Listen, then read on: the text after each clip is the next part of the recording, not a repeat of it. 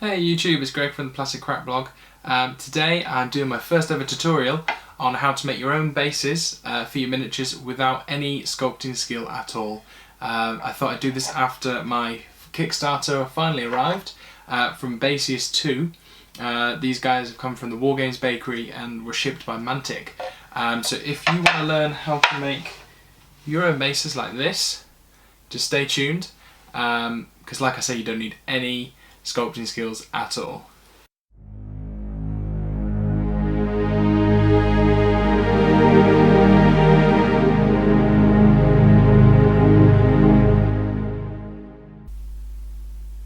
Hey guys, so these are the bases pads I've got from Kickstarter. They're really cool. They're designed to be making your own bases for multiple systems, and they're both double-sided, the Bases 2, unlike the Bases 1, which gives you a few more options. I think it seems like one side has this dirtied up look, and then the other side is kind of like quite a clean look. They're from Wargames Bakery, and Mantic produced them and set them all out. So they're really cool. This one is number 10. I think there are about 15 of them. So there's just lots of various different ones. I picked up 3 myself, so I've got this one which is the Battle Zones, which I've been using. I'm probably going to use them for Infinity actually, because I've run out of bases. Because I normally, I've been buying these from, I don't quite know how you say it, Antonosity's workshop, which I think are really nice.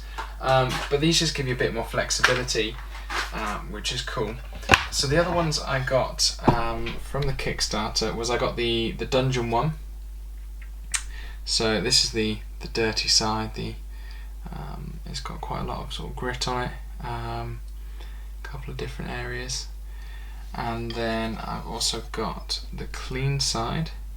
So as you probably realised already, they're negative images. You've got some nice stairs up there. So you know, whatever you press in is going to come out the opposite, which is why they're sort of all sticking in.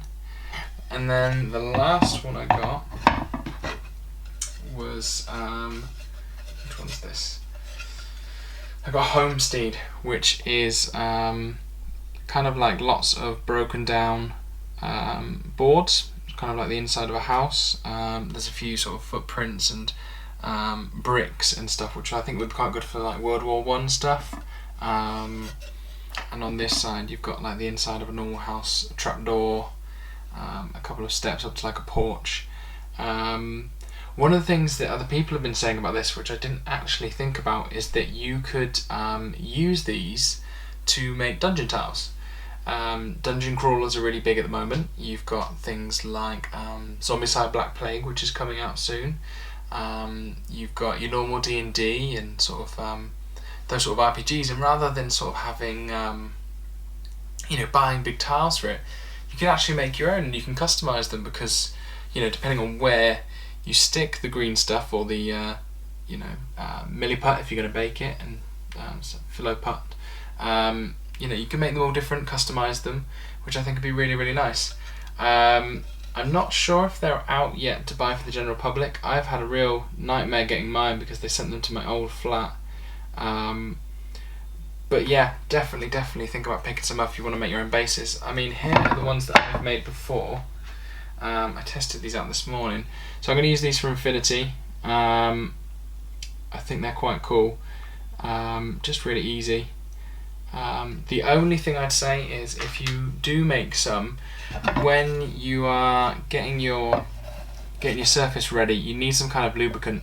I've just been using water and a paintbrush, and then also wetting the green stuff, because if it does stick on here, it is going to it's going to dry hard, and it's going to ruin your mould. So you definitely need to sort of pick it off with like a cocktail stick. Yeah, so I think they're really cool. I'm going to do a bit of a live demo now, so I'm going to cut. But they're they're really light. They're made out of resin. They store quite nicely, because you can sort of put them upright in like a bookshelf. Yeah, like I say, I'm going to start using them for Infinity. I think it's a bit of a cheaper way of making them. and you can also make all the individual bases you want, because depending on where you put them, you can sort of shift them about a bit, so each base is individual. So yeah, I'm going to cut for a second, guys, and then I'll come back and I'll show you how I make them. Okay guys, so here's my green stuff. I'm going to go back to basics, so if you do know this, then I'm really sorry, just skip ahead a little bit, but it is for all sorts of new people as well. So get some water. So if you've never used green stuff before, the idea is that you're going to mix the blue and the yellow side together to make the putty have a reaction, and then it'll go hard. But the thing that most people don't realise is you don't want to mix this middle part. So what we're going to do is we're going to cut it out, which seems like a bit of a waste, but the reason you do it is because that middle bit is stuck together with glue. So it creates a really nasty hard bit. So now what I'm going to do is I'm going to roll this off camera, and then I'm going to come back. So the idea is what I'm going to do is I'm going to make it into a sausage and just keep rolling it, maybe with a little bit of water, until it is completely green. Okay, so I will be back in 2 seconds when it's made. Alright guys, so I've decided to do a staircase, and I've mixed my green stuff up, so it's nice and green, and then I've actually put an excessive amount on this. This is a 55mm base, I think, or a 40mm base maybe. So it's quite large. I would never sort of normally put this amount onto a normal base, but I thought to show you and get the real. Also, I'm going to do some stairs, so I think it'll give it a nice couple of levels. So what I'm going to do is I've wetted. So I'll just show you again. So I've wetted this with a paintbrush and some water, just so it doesn't stick to my mould. I'm just going to wet the corner of this with some water. Okay. Now what I'm going to do is just flip it on, and I'm actually going to press down really hard, and I'm also going to move the weight of my hand just so that it gets all around. Okay, and then quite firmly I'm going to put it back off, and here I've got a nice dungeon base. So this is really cool. It reminds me a little bit of like a really small sort of the Horus Heresy base, but you can see because I put a lot on, it's come over the edge a bit. So I'm going to have to tidy up. I don't know whether I'm probably going to scalpel downwards, maybe wet the scalpel, and just to clean up. The alternative is that, I guess, is that you could you could sort of wait for it to harden and then file it off. I realised I was off shot then, so apologies for that. But yeah, I think they're really cool. I'm definitely going to try and make a few more with them.